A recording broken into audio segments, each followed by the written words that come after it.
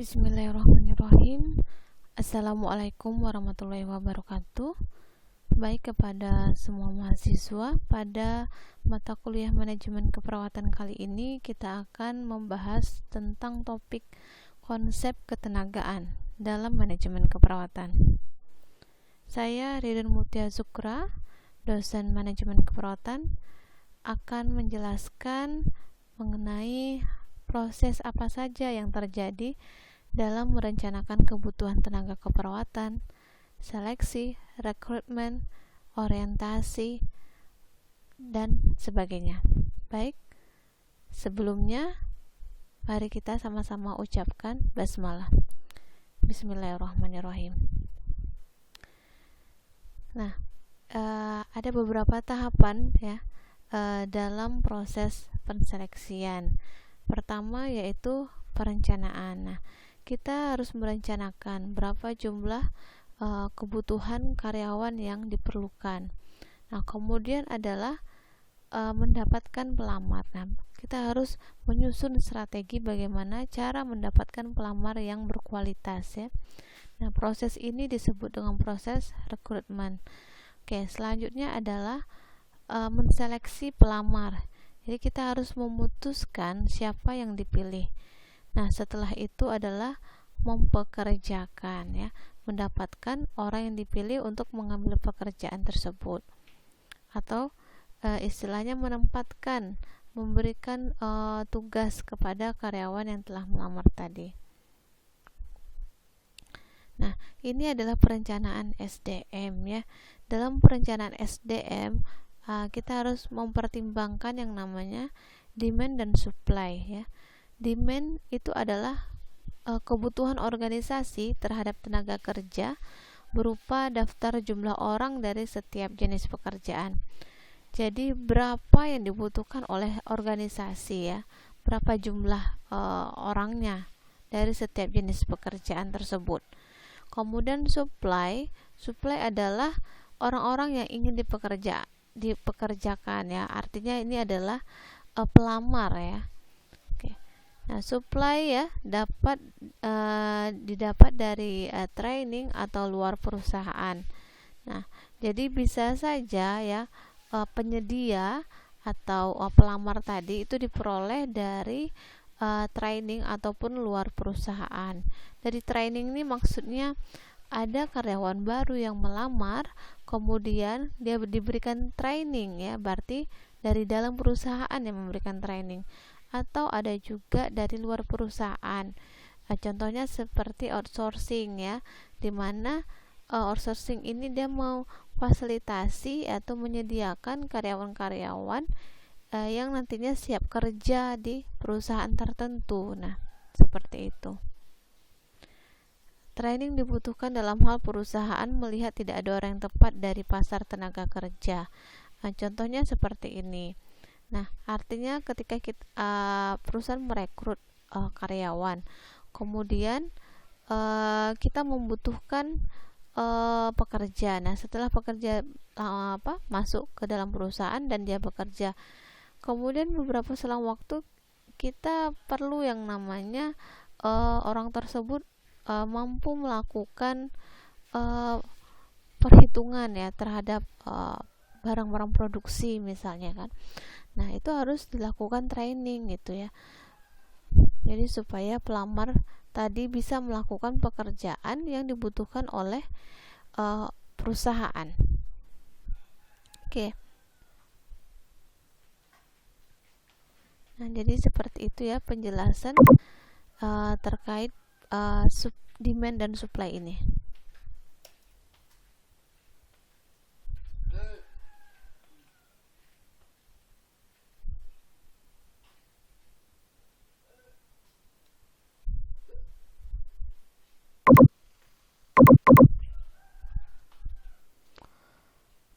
Oke, baik. Ini adalah bagan ya atau gambar tentang proses staffing pada organisasi. Jadi yang pertama kali kita lakukan adalah perencanaan SDM, sumber daya manusia. Yang tadi yang saya sampaikan ya, kita harus menentukan berapa jumlah kebutuhan karyawan atau kebutuhan tenaga kerja. Nah, sebelum kita menentukan kebutuhan tenaga kerja, tentunya kita harus mengetahui jenis pekerjaan apa dulu ya. Setelah tahu jenisnya, baru kita tetapkan jumlah orangnya, seperti itu. Nah, kemudian rekrutmen ini adalah proses kita membuat lowongan pekerjaan ya, pengumumannya, kemudian apa saja syarat-syaratnya. Nah, bagaimana proses rekrutmennya, informasi ini didapat dari mana ya. Nah, kemudian ini seleksi. Seleksi ini adalah kita memilih orang yang tepat sesuai dengan kebutuhan ya. Kemudian induksi, orientasi, dan placement. Nah, artinya orang yang sudah dilakukan seleksi, sudah kita seleksi, kemudian diinduksi, artinya diberikan pengetahuan-pengetahuan terkait perusahaan. Kemudian orientasi, dikenalkan bagaimana perusahaan tersebut ya, apa motonya, visi misinya ya. Nah, apa saja bagian-bagian yang ada di perusahaan tersebut. Kemudian placement ya. Nah, placement ini adalah penempatan. Jadi menempatkan karyawan baru ya. Di mana? Misalnya di bagian ruang anak kah, atau di ruang medical bedah kah ya. Kemudian setelah itu pelatihan dan pengembangan. Jadi setelah karyawan itu bekerja, tentunya dia akan mengikuti pelatihan dan pelatihan untuk meningkatkan pengetahuannya, kemudian skill dan keterampilannya. Kemudian setelah itu tentunya perusahaan juga akan menilai ya bagaimana prestasi kerjanya. Nah, jika dia bagus ya, mungkin akan dinaikkan karirnya ya, ada promosi. Nah, jika misalnya tidak bagus, mungkin ada dimutasi kah, atau diturunkan dari jabatannya. Kemudian sampai ke pemutusan hubungan ya, nanti akan kita bahas satu persatu mengenai proses staffing pada organisasi ini. Nah, berikut adalah seleksi ya. Seleksi adalah kegiatan suatu organisasi atau perusahaan untuk memilih karyawan yang paling tepat ya, baik dalam jumlah maupun mutu dari calon-calon yang ditariknya. Jadi ini merupakan bagaimana perusahaan ya memilih karyawan yang paling tepat, yang paling pas ya, sesuai dengan kriteria yang dibutuhkan oleh perusahaan tersebut, baik dari jumlahnya maupun kualitasnya. Apa saja langkah-langkah dalam proses seleksi ya? Nah, yang pertama ya, penerimaan ya, pendahuluan pelamar. Di sini adalah kita memberikan ya informasi ya terkait di mana persyaratan tersebut dikumpulkan atau dikirimkan ya. Kemudian kita menerima berkas-berkas yang telah kita tetapkan di pengumuman lowongan kerja. Nah, kemudian selanjutnya adalah tes-tes ya. Jadi kita melakukan tes ya, apakah tesnya itu berbentuk tes potensi akademik, atau tes psikologis, atau tes bahasa Inggris ya, dan masih banyak lagi ya. Oke, kemudian setelah mengikuti tes ada wawancara ya. Nah, wawancara ini artinya dia setelah lulus ya dari tahapan tes yang telah yang dilakukan oleh perusahaan.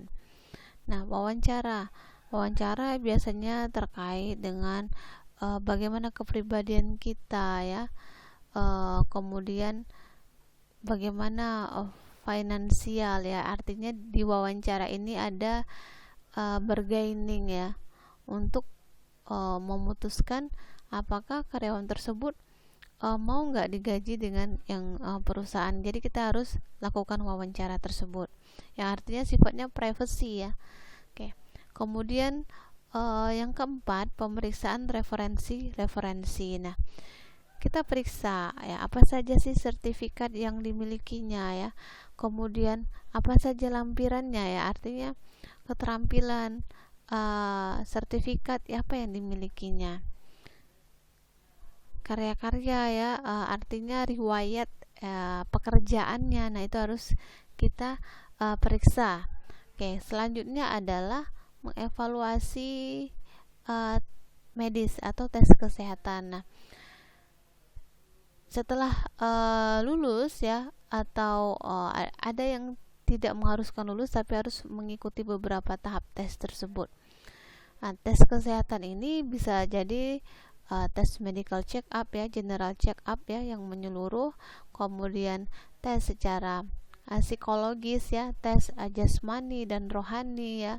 Nah, itu diperiksa. Atau ada tes khusus, tes fisik ya, tes buta warna ya. Nah, dan banyak macam tes kesehatan ya. Ini tergantung dari perusahaannya sendiri. Kemudian setelah lulus adalah wawancara oleh penyelia. Nah, wawancara oleh penyelia di sini adalah artinya seluruh tahapan tes ya, seleksi ini hampir sudah diselesaikan oleh si pelamar ya. Nah, wawancara oleh penyelia artinya penyelenggara oleh perusahaan tersebut. Kemudian baru nanti ada keputusannya. Jadi setelah hasil diskusi ya dengan pihak manajemen atau pihak sumber daya manusia, nah diputuskanlah ya, dibuatlah informasi atau pengumuman terkait tentang siapa-siapa saja orang yang lulus dalam proses seleksi tersebut.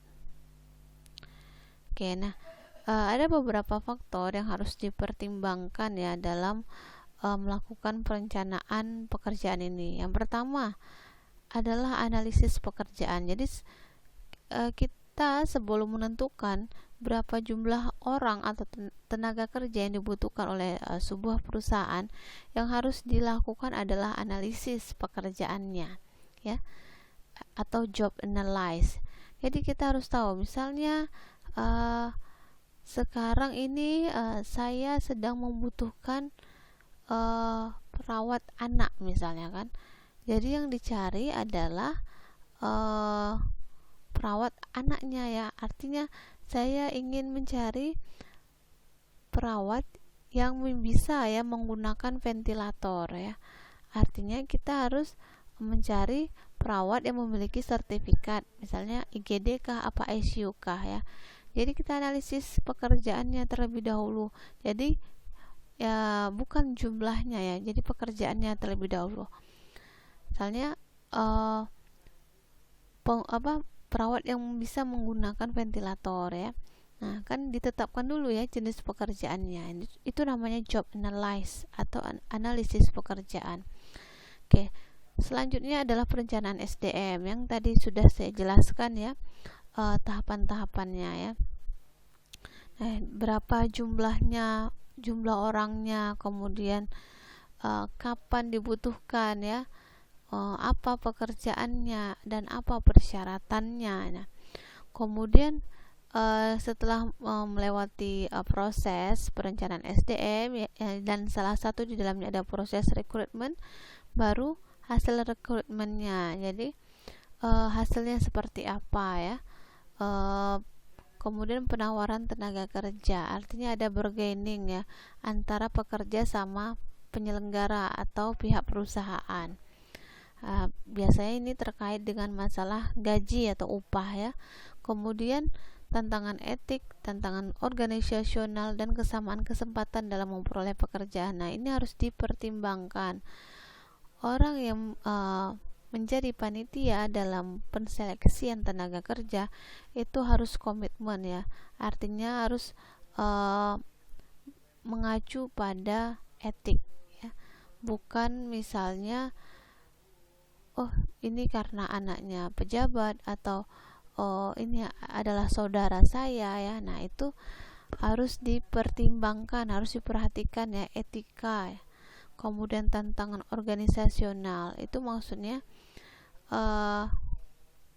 dana dari perusahaan itu berapa, sementara mungkin saja si pelamar akan menuntut gaji yang lebih daripada standar yang ditetapkan oleh perusahaan ya.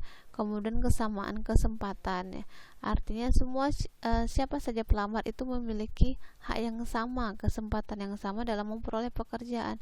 Tidak ada yang namanya lebih ya, artinya ya tadi yang saya bilang, ini saudara si A, saudara si B, anaknya direktur, nah seperti itu. Tapi yang dilihat adalah kualitas dari SDM tersebut, dari pekerja tersebut.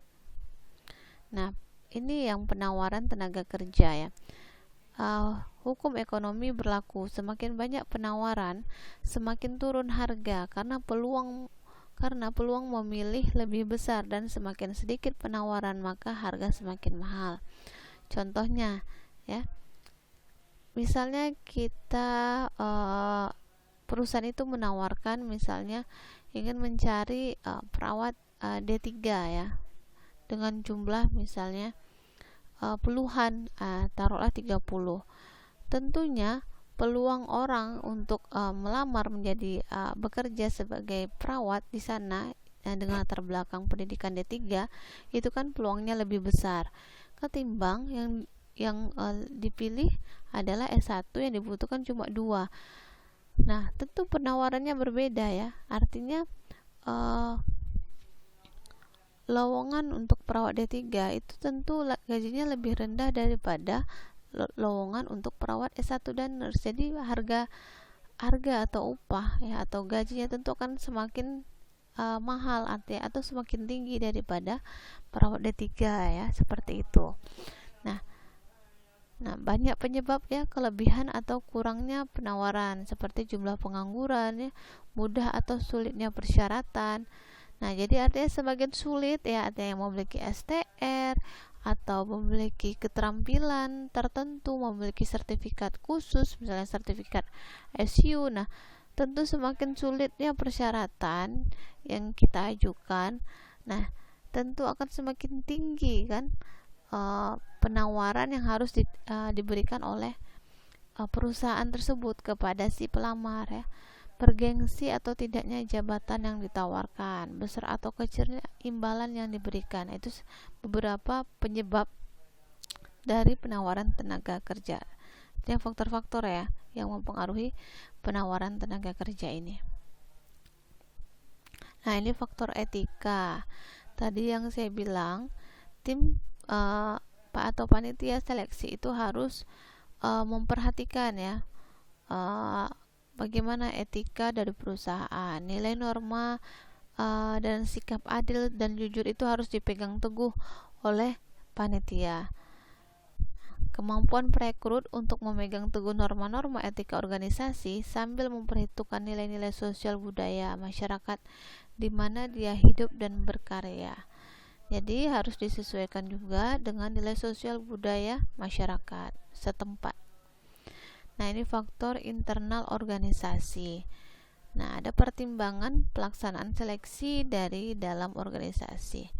Ya, banyak ya faktor-faktor yang harus dipertimbangkan dari proses seleksi. Anggaran, jelas. Kalau tidak ada dana ya susah untuk merekrut pekerja baru. Kemudian jenis lowongan yang tersedia ya untuk jabatan baru atau pengganti pejabat yang pergi. Kemudian perubahan strategi organisasi. Nah, ini beberapa faktor yang harus dipertimbangkan dalam proses penseleksian. Kemudian ini faktor kesamaan kesempatan yang tadi saya bilang, hindari perilaku diskriminasi ya, KKN, kolusi, korupsi dan nepotisme. Atau dari ras, suku, agama. Oh, ini karena sukunya sama-sama suku Jawa, saya ambil saja. Nah, dia lulus. Tidak.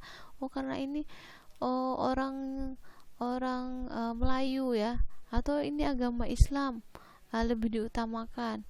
Jadi artinya harus memiliki equal opportunity ya, memegang hak bahwa setiap pekerja ini memiliki hak yang sama dalam berkesempatan mengisi lowongan pekerjaan tersebut.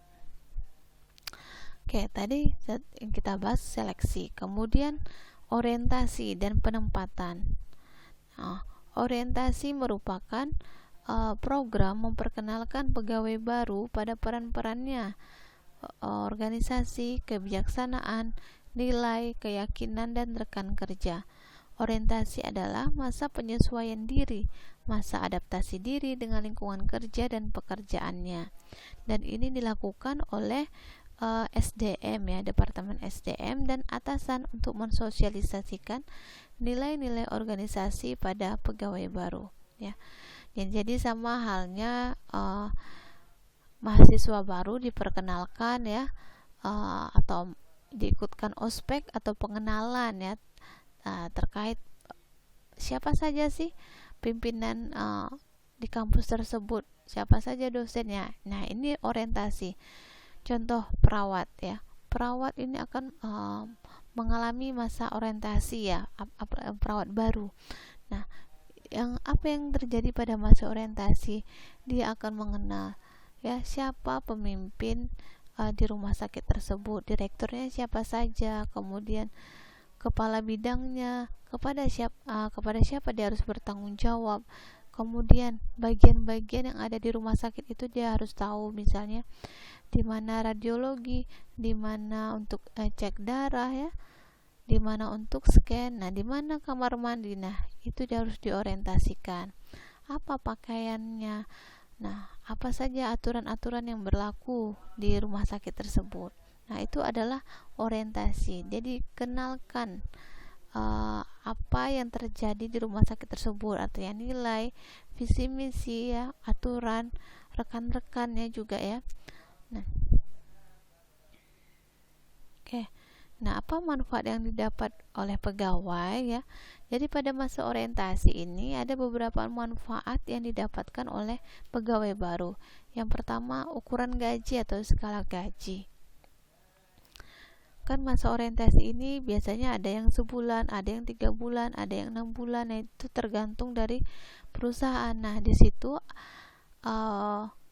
nantinya pada masa orientasi ini pegawai akan mendapatkan gaji. Jadi akan merasakan ini skala gajinya udah sesuai atau belum. Nah, kemudian cuti ya, informasi tentang cuti ya, berapa lama, cuti apa saja, kemudian masa istirahat ya, kemudian dia akan mendapatkan tentang latihan dan pengembangan yang didapat, kapan dia bisa misalnya untuk sekolah lagi, kapan dia bisa untuk mengikuti keterampilan atau seminar untuk menambah wawasannya ya, kemudian bimbingan kerja ya, kepada siapa dia harus memperoleh bimbingan. Nah, itu dijelaskan ya pada masa orientasi ini. Asuransi ya dan program pensiun, nah ini juga dijelaskan pada masa orientasi. Nah, kemudian tugas-tugas selama masa orientasi ini, ada beberapa tugas yang bisa dipahami oleh pegawai baru. Pertama, lokasi pekerjaan ya. Dia akan mengetahui di mana tempat pekerjaannya. Kemudian tugas-tugasnya apa saja ya. Kemudian persyaratan keamanan kerja, misalnya kalau di ruangan operasi saya harus menggunakan peralatan yang safety ya. Nah, itu akan diketahui oleh pegawai baru pada masa orientasi ini.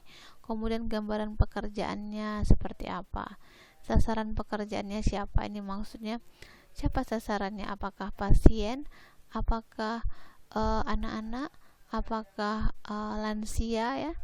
Kemudian bagaimana hubungan dengan pekerjaan lain, maksudnya misalnya perawat di ruang operasi akan ada hubungannya misalnya dengan perawat yang bertugas di ruang labor ya, yang bertugas di ruang rawat inap, nah ruang departemen radiologi ya.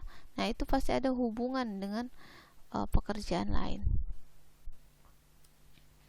Nah, jadi mengapa perlu masa orientasi atau masa percobaan ini ya? Nah, di sini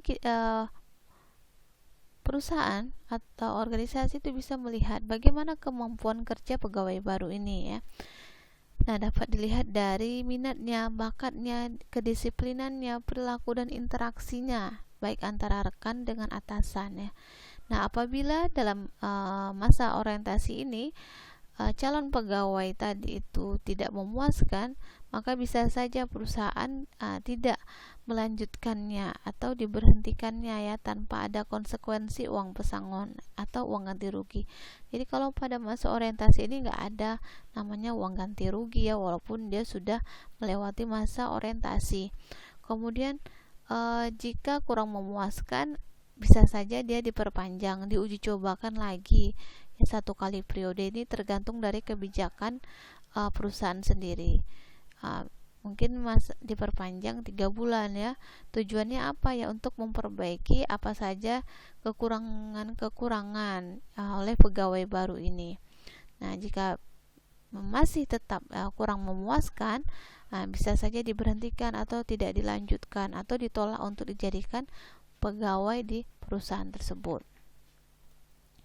Oke, baik, ini adalah aspek orientasi secara umum. Jadi memperluas informasi yang telah diterima tenaga keperawatan selama tahap seleksi ya, termasuk rincian tugas dan mulai bekerja, bagaimana pekerjaan dinilai. Nah ini hal-hal yang akan dialami ya pada masa orientasi ya. Kemudian memperjelas harapan mana yang bisa diakomodir dan mana yang tidak bisa. Misalnya harapan terkait kenaikan jabatan ya. Ya tentunya kan ada proses ya, tidak mungkin pegawai baru mengalami masuk orientasi minta naik jabatan.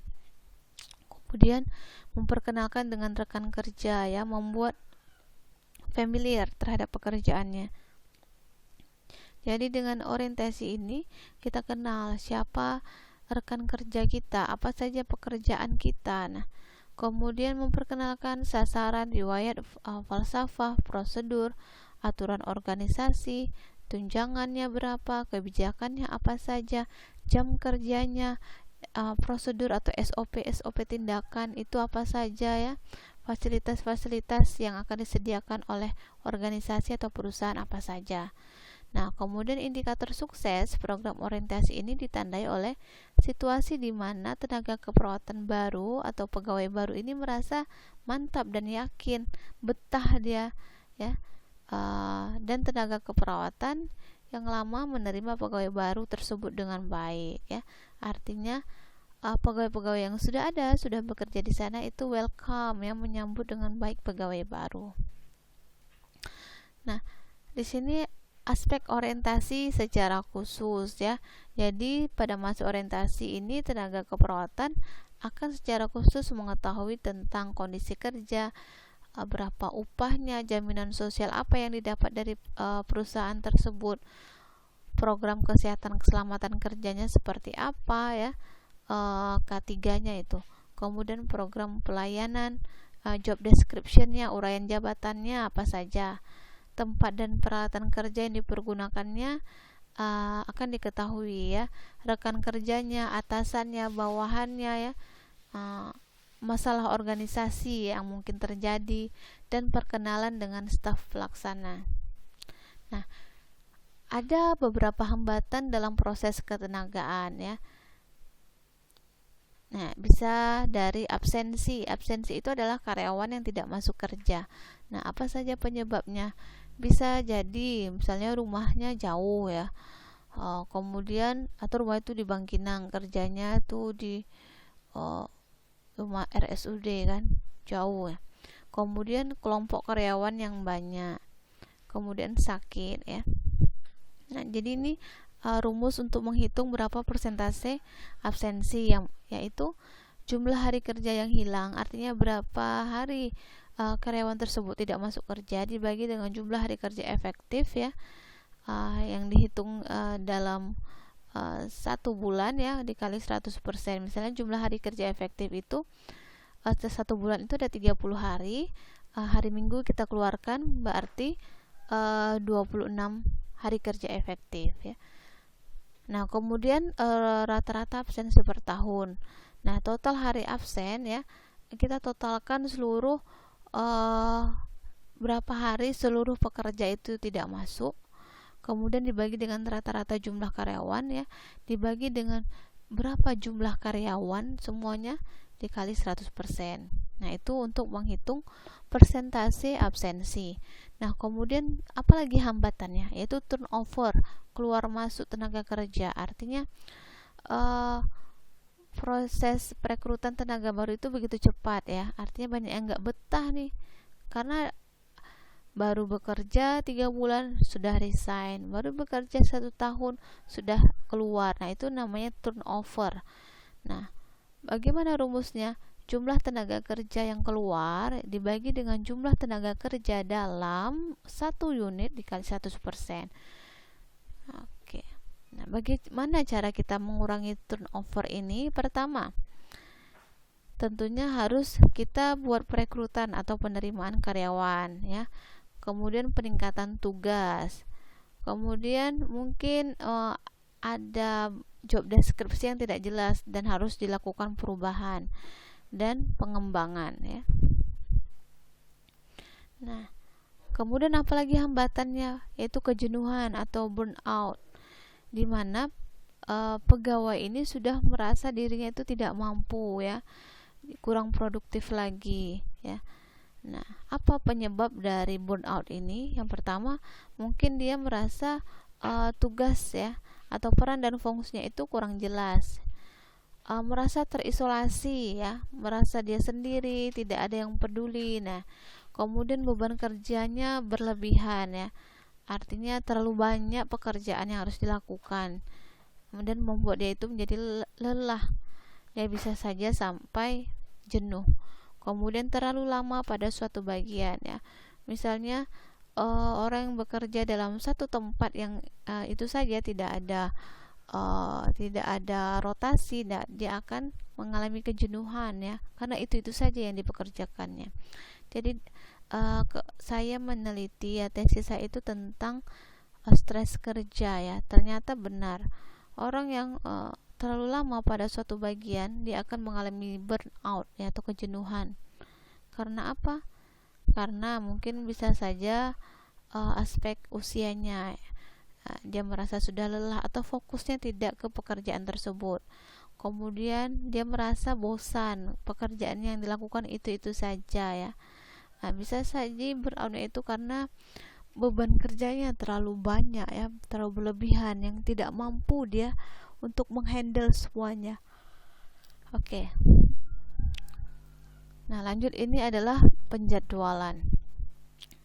Jadi dalam penjadwal ini ada 3 ya. Ada 3 hal pengambilan keputusan dalam perencanaan kebutuhan dan penjadwalan perawat. Pertama, staffing decision, yaitu merencanakan tingkat atau jumlah kebutuhan akan perawat, prakualifikasi atau penilaian kompetensi. Jadi di sini kita mengambil keputusan dalam merencanakan kebutuhan tenaga keperawatan ya. Bisa jadi penilaian kompetensi ya sebelum dia bekerja. Kemudian itu namanya staffing decision ya, keputusan dalam menetapkan berapa jumlah kebutuhan atau siapa saja orang yang akan kita libatkan nanti. Nah, dilihat dari kompetensinya. Kemudian scheduling decision. Nah, ini termasuk dari keputusan penjadwalan.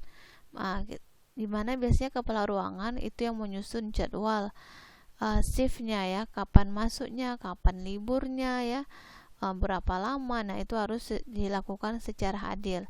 Nah, shift kerja untuk setiap harinya sepanjang periode penjadwalan dalam rangka memenuhi kebutuhan minimum tenaga perawat yang harus tersedia. Nah, ini terkait dengan keputusan membuat jadwal shift ya. Nah, kemudian allocation decision. Nah, di sini membentuk kelompok perawat untuk dialokasikan ke shift-shift atau hari-hari yang kekurangan tenaga akibat mungkin adanya permintaan yang tidak bisa diprediksi. Misalnya ada perawat yang tidak masuk kerja. Jadi dalam membuat jadwal shift, mungkin kepala ruangan itu akan memiliki strategi allocation decision, dia akan membuat kelompok perawat yang bisa nanti secara tiba-tiba misal dibutuhkan, misalnya ada perawat yang sakit tidak masuk. Nah, itu dibuat, misalnya perawat ini adalah perawat yang mungkin masih single, perawat perempuan atau perawat laki-laki. Nah, yang bisa nanti ketika adanya pasien banyak sementara perawat yang harusnya masuk tetapi tidak masuk. Nah, perawat yang sudah dialokasikan ini, yang sudah diputuskan inilah yang akan siap nanti masuk membantu atau masuk pada jadwal tersebut. Ini allocation decision. Nah, berikutnya adalah penempatan pegawai atau placement ya, tadi di bagan itu. Merupakan penempatan, proses penugasan atau pengisian jabatan baru atau jabatan yang berbeda. Jadi bisa saja proses penempatan itu pegawai baru mengisi pekerjaan baru atau jabatan baru, atau pegawai yang sudah ada itu pindah ya ke jabatan yang berbeda. Nah, ada beberapa tahapan. Ada bukan tahapan ini, maksudnya ada beberapa pegawai ya dalam penempatan ini. Beberapa mekanisme, ada promosi, transfer, demosi, dan pemutusan hubungan kerja. Nah, kalau promosi ini dinaikkan ya jabatannya. Misalnya dia yang tadinya perawat pelaksana naik menjadi kepala ruangan. Nah, kemudian transfer, pemindahan, tapi masih selevel. Misalnya dia perawat pelaksana di ruang medikal bedah dipindahkan menjadi perawat pelaksana misalnya di ruang COVID. Nah, itu transfer. Kemudian demosi, diturunkan jabatannya. Misalnya yang tadinya dia kepala ruangan kemudian menjadi perawat pelaksana. Iya, sini. Kemudian pemutusan hubungan kerja, artinya dipecat. Apakah itu karena ini perilaku yang tidak sesuai atau sudah pensiun. Nah, ini ya penjelasannya ya, bisa dibaca.